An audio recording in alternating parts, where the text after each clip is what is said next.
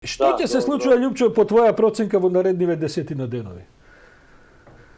Значи, она што изгледаше дека е завршена работа во средата после ореј насилен упад, ореј хаос во Конгресот, дека е во основа завршена работата, изгледа дека не е. Мислам, гледајќи ги вестите во CNN постојано, читајќи Нью Йорк Таймс и другите вестници, таму гледаме дека ситуацијата во Америка, барем јас гледам дека ситуацијата во Америка е далеку од готова. Мислам дека ни во самите американци, ниту во власта, луѓето што се не знаат како ќе се развива понатаму. Ова предупредување што го спомна пред малку ти за што го дава FBI во својот внатрешен билтен, дека во сите престолнини на 50 држави, во главни градови на 50 држави и во Капитолот во Вашингтон се можни вооружени напади од 16 до 20 јануари е прилично драматично. Ако навистина тоа се подготвува, ние не знаеме каде се може да заврши целата работа. Дополнителен проблем е од вчера што тој вршителот на должност министер за внатрешни работи, Homeland Security, како што го вика Чад Волф, поднесе оставка. Значи сега целиот систем за контрола на можните настани е ве својот прв човек. Се разбира, таму има стотици луѓе кои може да командуваат, но некој треба да ја преземе палката во своји раце за да може да заштити демократијата и преносот на власта. Работите се комплицирани, просто невозможно да може да си представиме дека може на тој начин да бидат комплицирани во Америка. Но ете, гледаш што се е можно на овој свет. Ме интересира, Љупчо, една поширока перспектива. Мислам дека американскиот популизам го доживеа својот врв со упадот во Конгресот и дека она што за многумина тоа не е никакво изненадување, иако најголем број од луѓето, особено во Америка, се шокирани и така натаму.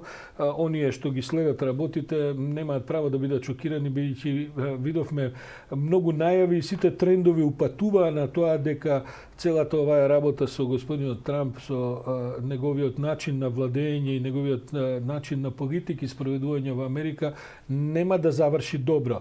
Па сепак, дали е ова врвот на тој популизам и како ти по тоа гледаш, дури без разлика дали ќе се случи некаква драматична, да кажем, некаков драматичен развој на станите во наредните 10 денови, бидејќи останува фактот дека Америка е длабоко поделена, дека милионската поддршка која има Трамп не може да се изгуби за недела, две, па дури ни за година и така натаму, а истовремено сега се поставува прашање Бајден, кој што толку многу се обидува да не биде засенет од проблемите кои што му ги произведе Трамп како теми, како преокупации во наредните години од неговата власт, да сега мора де факто најмногу веројатно со тоа да се занимава.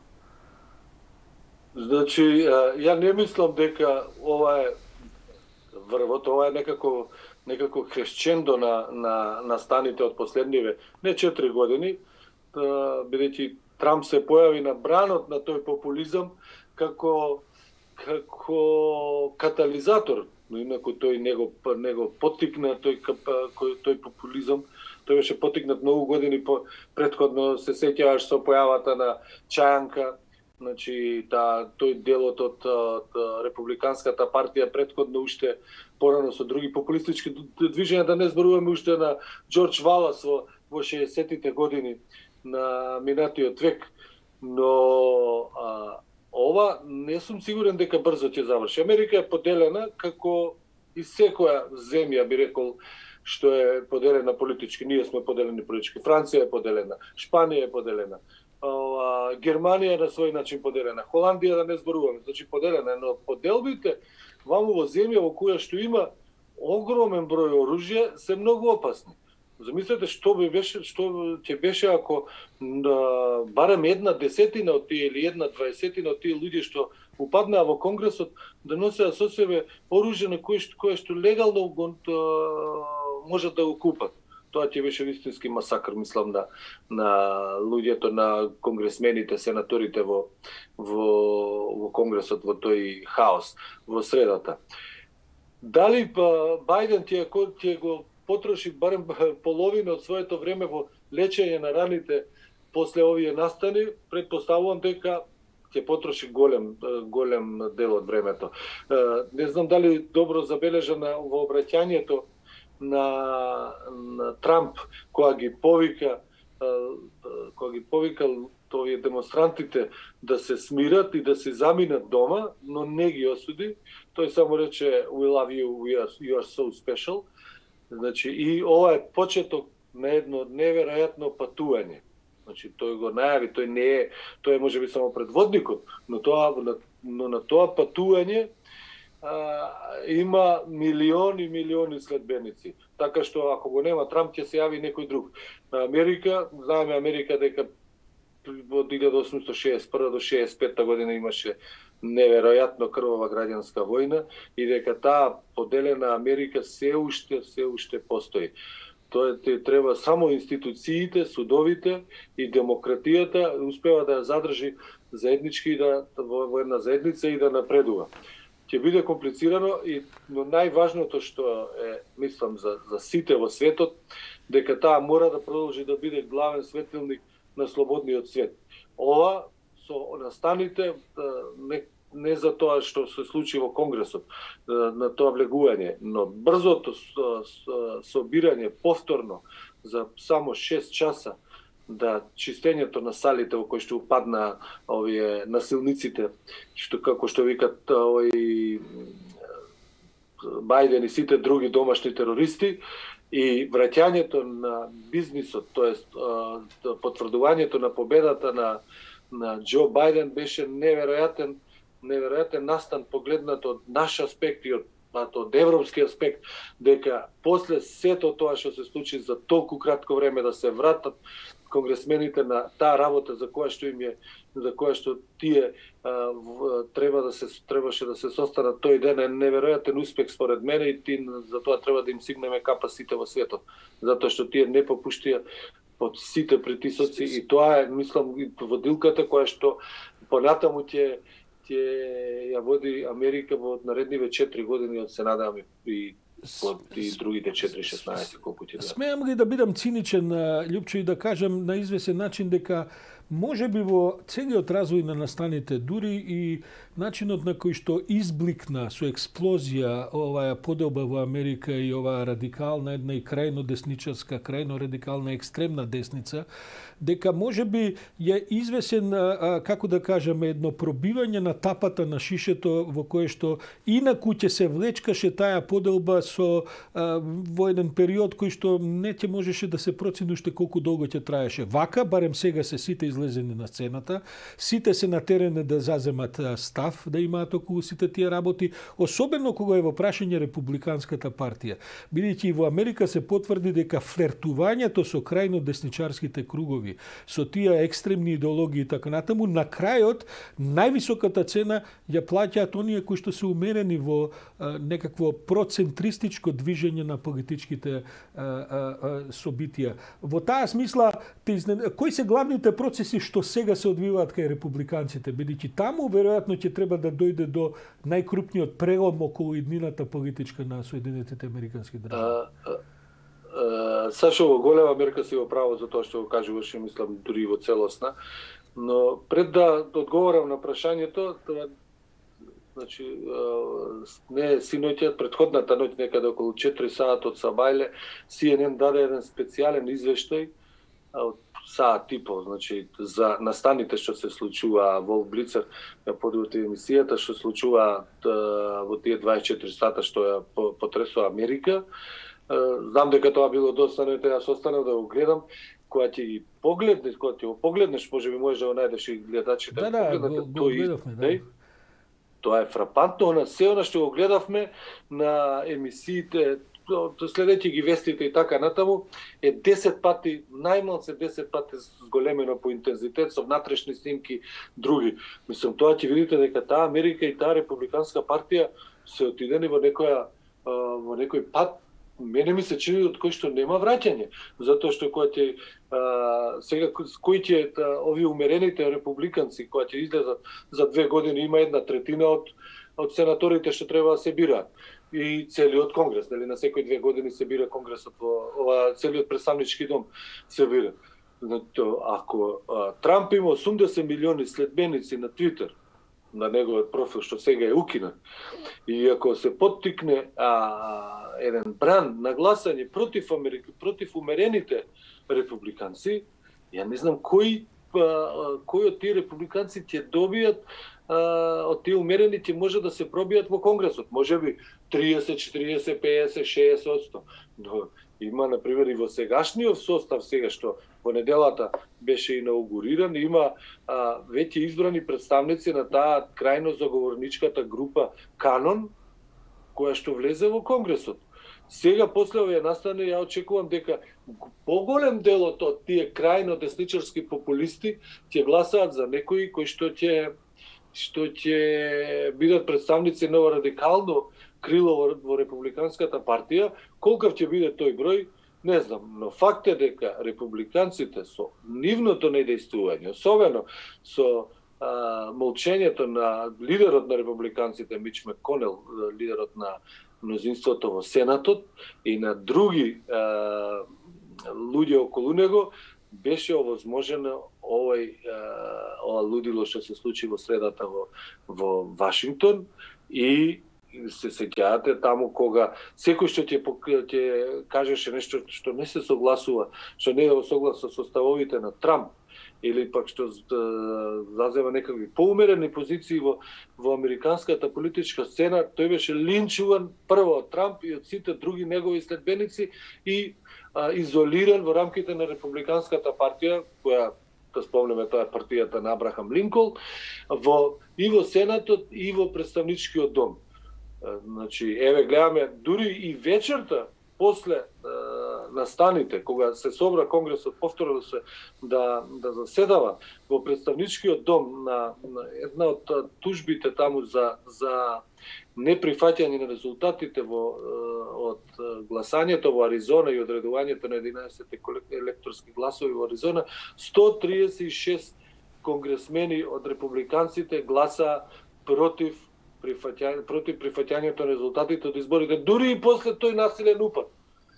Значи, ја мислам дека ни американците немаат, и сите тие таму аналитичари, исклучителни новинари, немаат валиден одговор на тоа што ќе се случува во републиканската партија, а со тоа и во Америка. Вилијам Коен, го знаеш добро, ти поранешниот министер за одбрана и во времето на Бил Клинтон, член на републиканската партија, пред некој ден повика дека исклучително почитуван глас во целата американска јавност, дека време е за да оваа партија да се подели и да се формира нова партија во која што ќе влезат сите републиканци кои што си ја сакаат во основа. Да, но земја. Тоа ќе значи дека дефинитивно на тој начин ќе се осудат практично да останат подолг период во опозиција, и можеби тоа е и начинот да се дојде до некаква внатрешна реформа, бидејќи овој тип на калкулации, удварања, овој тип на толерирања, молчења и така натаму се гледа со што резултираат.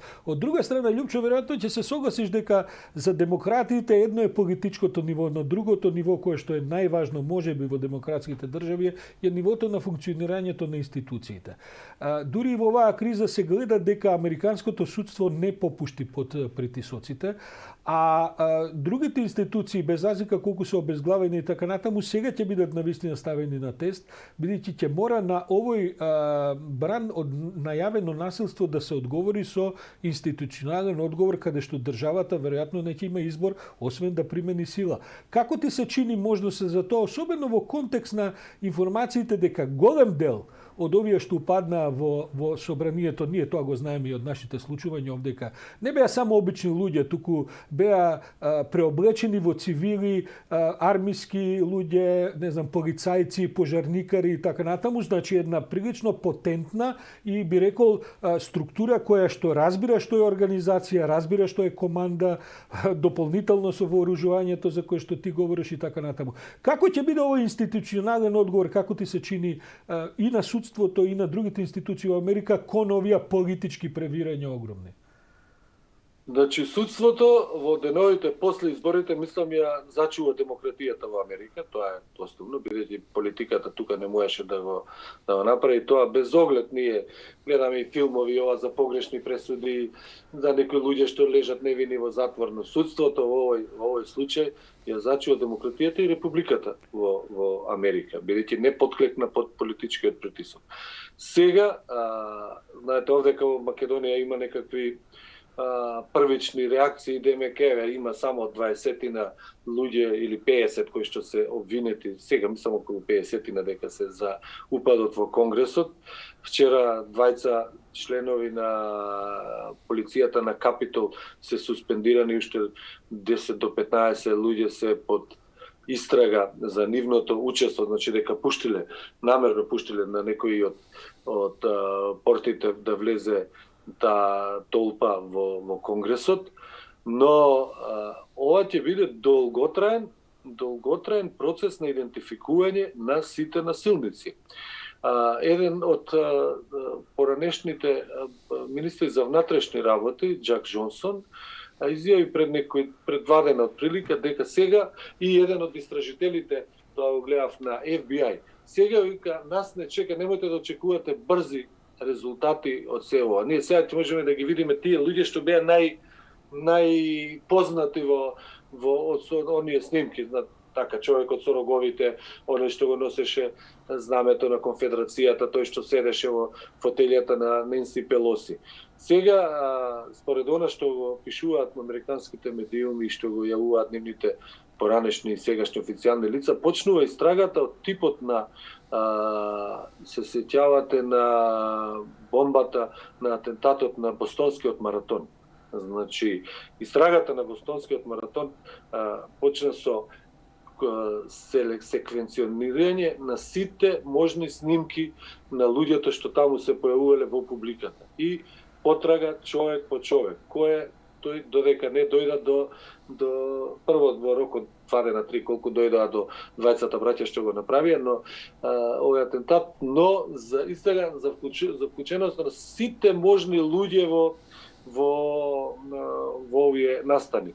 И не е лесно сега да се, знаете, таму овие што ги опсе, едниот од Аризона, другиот од Флорида, третиот од Мисури, значи во една земја од 330 милиона кои и луѓе кои што дошле тука 15-20 илјади, колку биле, најнаш се раштркале, се вратиле назад по своите држави, во своите мали места. Сега треба да им се најде трагата на сите тие луѓе. Не е тоа едноставна работа како ние да отидеме овде од Газимова па до Велес или до Куманово па да ги најдеме тие. Така е, Љупчо, ама ако се согласиш, FBI е сепак најмоćната служба за истраги водење во светот, а и предпоставам дека со примена на новите комуникацијски компјутерски системи за лоцирање, за анализи, за како да кажем правење наназад комплетни анализи со тоа како се одвивале комуникациите така натаму, нема да помине долго време пред да се види дека за тоа всушност стои одредена структура која што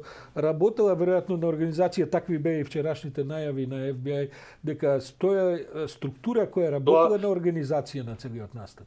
Значи 10 дена вчера еден во таа емисија што ја спомнав преска, имаше еден израелски стручњак кој што ги следи тоа стручњак за социјалните медиуми, кој што уште на 21 декември точно го одреди датумот, не датумот 6 јануари, и времето во кое што треба да се случат настаните и колку луѓе ќе бидат дојдени во Вашингтон во тоа време. Значи, тоа се колку? 3 недели претходно.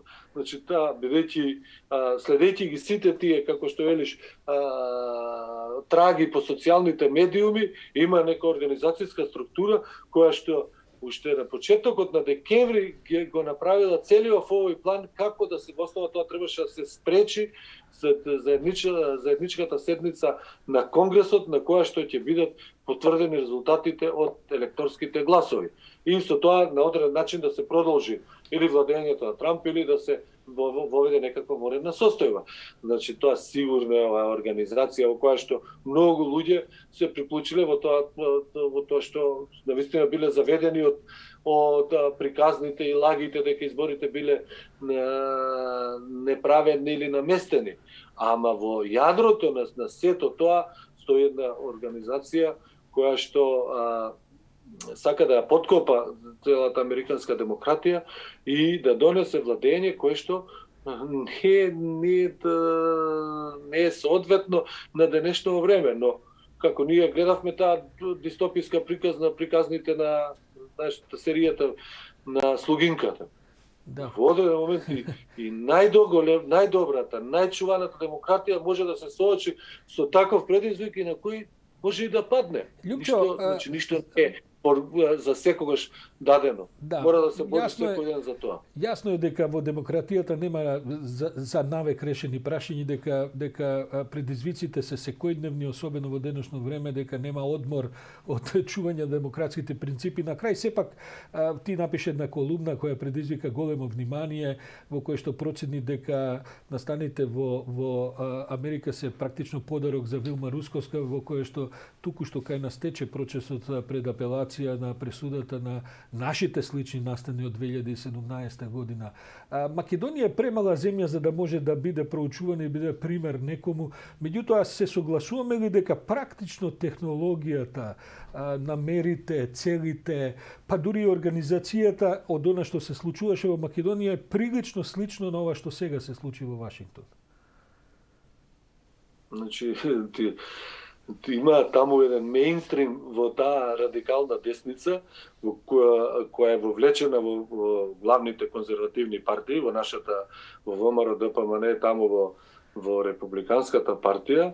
Тој мејнстрим, да го наречам, мејнстрим на радикалната, значи тоа е мала структура, но која што се протега од базата до врвот. И таа структура, како некоја нишка, ги направи настаните и во Македонија и во Америка. Значи, сега кога ги гледаме, нема човек кој што во Македонија, мислам, кој нема да направи паралела и ќе рече, ние ова веќе го видовме. Ние ова веќе го видовме, само што кај нас беше, во Америка имаше 5 жртви, кај нас немаше жртви, но имаше претепани пратеници.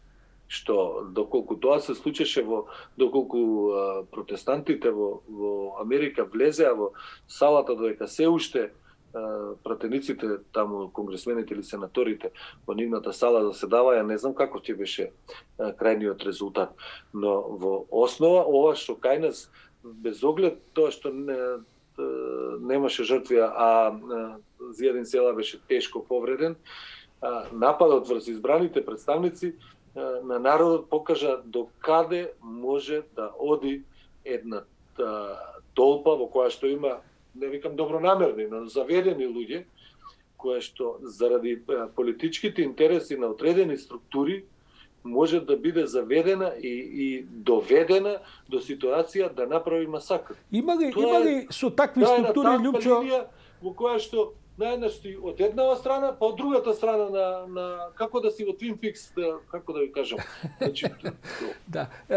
Има ли од една и преминуваш во друг свет во кој што се ти изгледа возможно. Се ти изгледа возможно и за ништо нема граница. Така и на овие луѓе во Америка не им изгледаше дека има некаква граница за нив, како што и за нашиве луѓе кои што влегоа па се веселеа, таму седеа на столиците во главната сала во парламентот, кршеа други работи, сето тоа им изгледаше како нормално, како приказна во која што тие се сега главните ликови. Знам дека последно прашање можеби не е фер да ти го поставам, меѓутоа сакам да те прашам, можеби имаш став за тоа. Има ли помирување со тие структури? Гледаме дека овдека господинот Заев се обидува дури и со најекстремните од нив да им пружи рака и да се помири, дури и сведочеше, би се рекло и во нивна корист во овдешниот судски процес. Што е всушност рецептот како да се надмине таа поделба, не мислам за една недела, 2 недели, меѓутоа дали патот води кон помирување или патот сепак мора да оди кон јасни судски кривични одговорности, а со другиот дел некаква реконструкција, реставрација на нормални демократски принципи. Што е твоето мислење за овие можност. Значи, во тоа помирување, главната жртва ќе биде оние кои што ќе подадат раката. Јас сум во тоа убеден.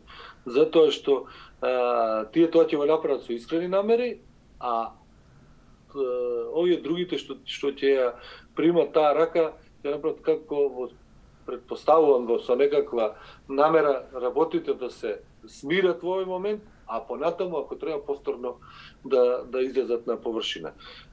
Значи ниедно општество не може да функционира ако има голема поделеност меѓу актерите. На одреден начин тоа мора двете страни да ги најдат точките на кои што тие ќе се развираат, на кои што ќе постават маса на некој мост, па ќе седат заедно и ќе ручат во некои во некои убави слики. Прво, за да дојде до помирување, треба да се завршат сите работи судски и други што се случија. Значи, во Германија прво дојдоа тие 9 процеси во Нирнберг, не се само тие луѓе од главна од врхушката што беа судени, што ние најмногу ги знаеме, туку имаше таму судење и за суди, раководители на партии и така натаму. Кога завршија тие процеси до 47-48 година, кога беше, 49-та година да дојде на власт Конрад Аденауер како канцелар на веќе Германија, која што треба да ги лекува раните, и почна процесот на помирување. Тој процес не е ни до денеска завршен, но некако почна. Но мораше да се завршат некои работи пред да дојде тоа помирување. Не можеш, мислам ја, тоа е моје лично мислење, не можеш да почнеш со помирувањето пред да ги завршиш основните ситуации или да ги расчлениш до крајна линија основните ситуации кои довеле до таа драматична и крвава поделба. За нас сега е важно овој процес за организаторите што е да заврши без оглед каква ќе биде пресудата. Сега ги гледаме, ова се сведоци на одбраната. Значи сите гледаме дека сето тоа е како никој таму не е виновен за тоа што влегол во собранието. Да, госпожа Јанкуловска изјави дека на телевизија дознала за тоа што се случува во собранието. Да, до телевизија дознала, а например сега човекот што влезе во канцеларијата на Ненси Пелоси и седеше на незината маса е уапсен. Да. А Трајко Велјановски, например, 4 дена, не знам колку беше, 4-5 дена не ќеше да излезе од канцеларијата во која што требаше да влезе Талат Џафери. И тој седеше незаконски. Сега вика тоа како ништо да не се случило. Таму се сликаше со пратеници и функционери на ВМРО, ДПМН. Значи луѓето и денеска не мислат дека тоа што се случило во Македонија било некоја трагична ситуација. Мислам, голем дел кај некои од нив викаат жалат што не успеа, но мора работите судски и на сите други начини политички да се диференцираат за да може помирувањето да има ефективност. Инаку тоа ќе биде на лажни нозе, тоа ќе биде, како да ви кажам, сахарин наместо шеќер. Тоа нема да биде тоа вистинско помирување. Оние што ги направија грешките и што предизвика такви поделби и драматични снимки во Македонија мора да се одговараат за своите постапки. Не само законски, туку и политички. И додека тоа не се заврши, помирувањето нема да биде ефикасно и нема да биде реално. Туку ќе биде само од безоглед на искрените намери на заед. Само ќе биде од корист на тие што треба да одговараат. Љупчо Поповски, да, мислам би можеле веројатно уште едно 30 на минути да елаборираме на овие теми, меѓутоа часот е 10:04 минути. Ти благодарам многу за ова утринско вклучување. Ќе се видиме пак ние во наредниве недели и месеци, оти како што да работите, веројатно ќе имаме уште многу работи што ќе мора да ги анализираме. Благодарам. Добро, благодарам многу. Благодарам секој за инспиративните анализи.